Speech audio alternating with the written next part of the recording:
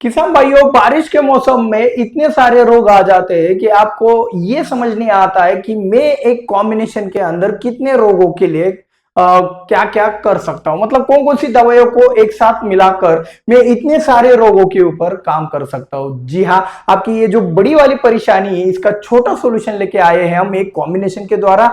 आज के इस वीडियो के अंदर हम एक कॉम्बिनेशन बनाएंगे। उस कॉम्बिनेशन के अंदर हम जो भी आपके बारिश के मौसम में ज्यादातर आने वाले रोग है, डिसीज है, उनके ऊपर ये टारगेट करेगा। ऐसा कॉम्बिनेशन हम बनाने वाले। उससे पहले वीडियो को लाइक भी कर दीजिएगा अगर पसंद आए तो। और दूसरी वाली बात ये महत्वपूर्ण है कि भाई आपका ये जो कॉम्बिनेशन रहेगा ये किन किन रोगों के ऊपर काम करता है, ये आपको सबसे पहले पता होना चाहिए। अगर यही बात अगर आपको अच्छे से पता नहीं होगी तो भाई आप डाउनी मिल्ड्यू और लेट ब्लाइट के लिए कोई कॉम्बिनेशन डलवा रहे हो और आपकी फसल में कोई तीसरा रोग ही आ रहा है तो उसके लिए एक अलग से ट्रीटमेंट बनता है। इसीलिए वीडियो पूरा देखकर ये जो कॉम्बिनेशन है हम किसके लिए बना रहे हैं ये आपको पता होना चाहिए, और तभी जाकर आप इस कॉम्बिनेशन को इस्तेमाल कीजिएगा और तभी जाकर आपको इसके भर भर के रिजल्ट मिलने वाले हैं। तो बिना किसी देरी के स्टार्ट करते हैं आज के इस वीडियो को। ठीक है, तो हमारा ये जो कॉम्बिनेशन रहेगा ये डाउनी मिल्ड्यू के ऊपर काम करेगा। जी हाँ, बारिश का मौसम है और डाउनी मिल्ड्यू ना आए ऐसा हो नहीं सकता। बहुत सारी फसलें ऐसी होती है कि जिनमें डाउनी मिल्ड्यू आता ही आता है। ठीक है, तो कोई भी रोग हो जो जिनके ऊपर हम ये जो कॉम्बिनेशन बनाने वाले, मैं एक पहले डिस्क्लेमर देना चाहता हूं कि भाई जो भी कॉम्बिनेशन रहते, जो भी दवाइयां रहती है वो रोग आने से पहले काम करता है। रोग आने के बाद आप सिर्फ उसको दबा के रखने का सोच सकते हो, और वो भी कुछ दिनों के लिए। मतलब उदाहरण के लिए आपके खेत में कोई रोग आ चुका है, डाउनी मिल्ड्यू आ गया, लेट ब्लाइट आ गया, या फिर कोई और रोग आ गया है। ठीक है, तो आने के बाद आप उसको कुछ ही दिनों के लिए थोप सकते हो, लेकिन अगर प्रिवेंटिव में काम करते हो तो लंबे समय के लिए आप अपनी फसल को सुरक्षित रख सकते हो। ठीक है, तो जो पहला रोग है डाउनी मिल्ड्यू, उसके सिम्टम कैसे होते हैं? पत्ती के पिछले वाला हिस्सा हो रहता है, उसमें आपको सफेद रंग का फंगस इस तरीके से दिखाई देगा। ठीक है, और ऊपर वाला जो हिस्सा होता है ये आपको इस तरीके से आपको सफेद रंग का ना दिखते हुए पीले रंग का दिखाई देगा। पत्ती के ऊपर वाले हिस्से में पत्ती के ऊपर पीला रंग का धब्बा, और उसी पीले रंग के धब्बे के एग्जैक्ट नीचे आपको इस तरीके से सफेद रंग का धब्बा दिखाई देगा। ठीक है, तो ये जो इनिशियल सिम्टम है, मतलब शुरुआती वाले जो सिम्टम होते हैं डाउनी मिल्ड्यू के, वो आपको इस इमेज में दिख जाएगा। और कुछ हाइपर होने के बाद आपको भी पता है ये जो डाउनी मिल्ड्यू है ये बीच में जल जाता है और उसके राउंड में, उसके सर्कल में आपको पीला रंग का धब्बा दिखाई देता है। ये डाउनी मिल्ड्यू रोग है, और इस डाउनी मिल्ड्यू रोग के लिए भी इस कॉम्बिनेशन में हम दवा डालने वाले हैं। ठीक है, अगला वाला डिसीज कौन सा है इसके बारे में भी जान लेते हैं। अगला वाला डिसीज है लेट ब्लाइट। जी हाँ, बहुत सारी ऐसी फसलें जिन फसलों के अंदर डाउनी मिल्ड्यू बिल्कुल नहीं आता है, लेकिन जी हाँ ये लेट ब्लाइट तो बिल्कुल आता है। जैसे कि उदाहरण के लिए टमाटर की फसल देख लो, टमाटर की फसल में आपको डाउनी मिल्ड्यू तो नहीं दिखाई देगा, लेकिन लेट ब्लाइट जरूर दिखाई देगा। तो लेट ब्लाइट के सिम्टम क्या होते हैं? लेट ब्लाइट के सिम्टम बड़े आसान है समझने के लिए कि एक काले रंग का बड़ा धब्बा आ जाता है आपकी पत्तियों के ऊपर। आप देख सकते हो 10-20%, 30% तक ये पत्ती को कैप्चर कर चुका है। इतना बड़ा बड़ा काले रंग का धब्बा होता है।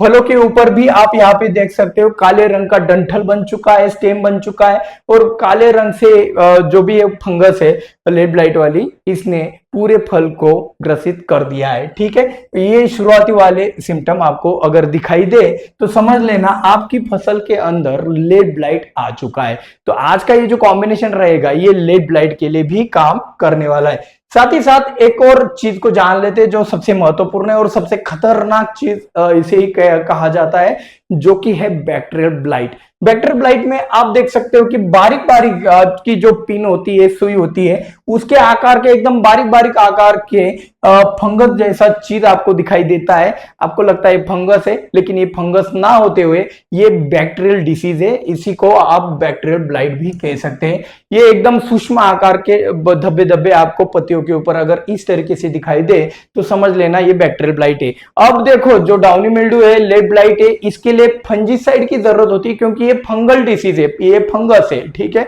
लेकिन बैक्टीरियल ब्लाइट के लिए, ये बैक्टीरियल डिसीज है तो इसके लिए बैक्टीरिया साइड की जरूरत होती है। तो आज के इस कॉम्बिनेशन के अंदर हम वही सब चीजें एक साथ करने वाले। इसी के साथ साथ आपको इस कॉम्बिनेशन के द्वारा एक और बेनिफिट एडिशनल मिलने वाला है। जी हाँ, एक और एडिशनल बेनिफिट कौन सा मिलने वाला है भाई, आपका ये जो कॉम्बिनेशन हम बनाएंगे, इस कॉम्बिनेशन के द्वारा एक अतिरिक्त आपको एक बेनिफिट रहेगा, वो है प्लांट वायरस के लिए। अब देखो, पत्तियां टेढ़ी मेढ़ी हो जाती है, थोड़ा सा क्लोरोसिस होने लगता है, तो हम समझ लेते हैं कि भाई हमारी फसल के अंदर वायरस आ चुका है। वायरस की सिम्टम कोई पहचानता नहीं है, ऐसा कोई किसान नहीं होगा। वायरस के सिम्टम दो तरीके से आप पहचान सकते हो, एक पत्तियां पीली पड़ना और उनका आकार चित्र विचित्र हो जाना। इस तरीके से आप समझ सकते हो कि भाई ये प्लांट वायरस ही है।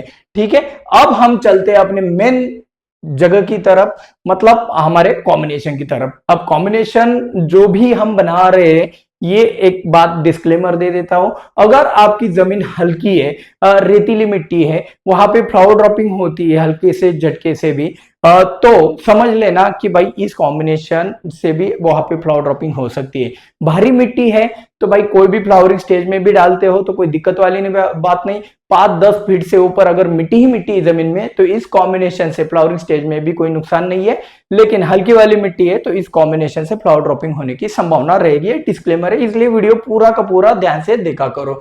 अब स्प्रे 200 लीटर पानी के लिए हम बनाने वाले हैं, और प्रिवेंटिव में ये जो भी कॉम्बिनेशन है ये रहेगा इतनी सारे रोगों के लिए। ठीक है, तो सबसे पहले हम लेने वाले हैं करजेट। जी हाँ, हम लेने वाले हैं करजेट। अब करजेट क्यों लेने वाले हैं, ये मॉक्सिमेट नहीं ले सकते क्या इंडोफिल का?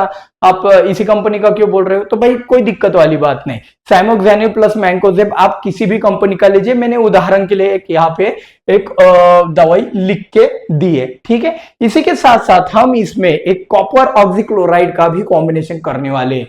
मतलब क्या, हम उदाहरण के लिए यहाँ पे ब्लू कॉपर ले सकते हैं। ठीक है, आप चाहो तो टॉप गन भी ले सकते हैं, या फिर किसी और कंपनी का भी प्रोडक्ट ले सकते हो।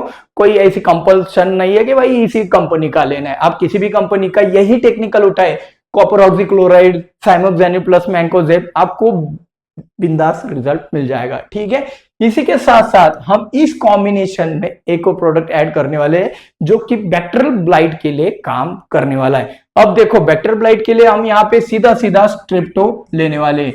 लेकिन अगर आपके खेत में बैक्टीरियल ब्लाइट का प्रेशर आपको लगता है कि यार बगल वाले खेत में मेरा मैं देख रहा हूं कि यार वहां पे बैक्टीरियल ब्लाइट पहले से आ चुका है, अब मेरे को भी कुछ सावधानी बरतनी चाहिए, तो आप स्ट्रेप्टोसाइक्लिन की जगह पे कसुगामाइसिन 200 लीटर पानी के लिए 200 ml ले सकते हो। इसलिए पूरा वीडियो बहुत ज्यादा जरूरी है, कुछ बातें हम ऐसे कह देते हैं, लिखते नहीं है। ठीक है, तो ये चीज आपको एडिशनल मिल गई। और ये क्यों मिली है भाई, आप बिना दौड़े वीडियो देख रहे हो इसलिए। ठीक है, तो करजेट हम 200 लीटर पानी के लिए लेंगे 600 ग्राम। ठीक है, इसी के साथ साथ ब्लू कॉपर, कॉपर ऑक्सीक्लोराइड हम लेंगे 200 लीटर पानी के लिए 500 ग्राम। और इसी के साथ साथ हम स्ट्रेप्टोसाइक्लिन लेंगे 200 लीटर पानी के लिए 18 ग्राम। अब भाई आपको कमेंट में डालना है कि पूरा वीडियो देख के आपको एडिशनल जानकारी मिली या नहीं मिली, तो पूरा वीडियो देखने का बेनिफिट क्या होता है आपको भी यहाँ पे मिल गया होगा। इसी के साथ साथ आज का ये वीडियो यहीं पे खत्म करते हैं, मिलते हैं अगले वीडियो में। जय जवान जय किसान।